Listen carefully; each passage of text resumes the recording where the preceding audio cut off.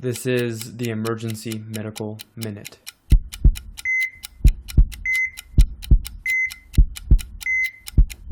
All right, so I've got a quick one here, but it's kind of an interesting, I'd actually never heard of this syndrome, but I came across with my PA. But we had a guy who came in, he had a colonoscopy earlier in the day and started having worsening abdominal pain. Actually came in with a fever, I think it was like 38.7, something like that. Had a white count, we'll say, I don't know, 17.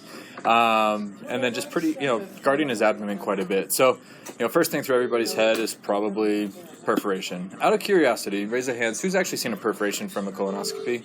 I think I've seen one, maybe ever. Like, it's not very common, but how many times have we seen people send in and we scan them for concern of that? Like, all the time, right?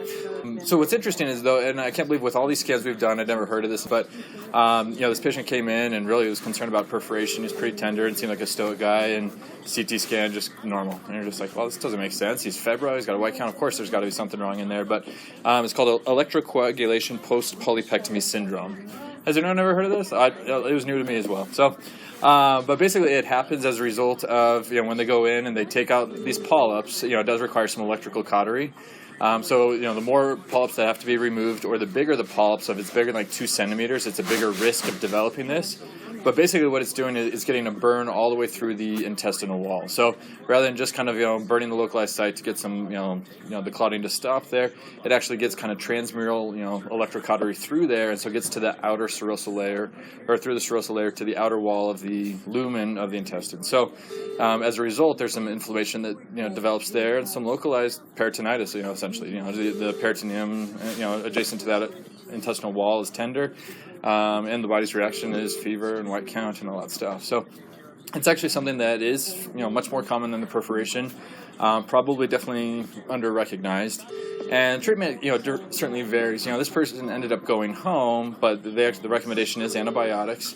And then there are a fair amount of patients who, if they're really tender, they can't tolerate PO, which, can happen, then they hospitalize them and really kind of just bowel rest, IV antibiotics, and hydration. But no surgical intervention or anything like that, but it's really just a burn that gets all the way through the intestinal wall and causes some inflammation. So it makes sense. I can't believe that I'd never come across it, and it sounds like it's common to not hear about this, but it is, described out there. So Postpolypectomy Electrocoagulation syndrome. So. Still working up for the differential though? Yeah, so it still does require CT. So, yeah, it would definitely be unwise to just say, oh, it's probably this, and then you're sitting on a perf bowel, even though it can happen. So, not that I came across. I mean, I guess you could argue if you burned so much intestinal wall, you could probably lose some intestine, but I think that would have to be like a huge, massive amount of polyps taken out. There are a few weird syndromes out there, like this, I'm trying to remember them, but these basically familial disorders where they get tons and tons of polyps through the intestines, and if you look inside, it's almost like cobblestoning through the intestines. I can't imagine they're taking out all those polyps. I think they just kind of look for the concerning ones. But. Emergency Medical Minute is and always will be about free medical education. Medicine's most prolific podcast is successful because of our supporters, donors, and of course, our listeners. Please like us on Facebook and follow us on Twitter.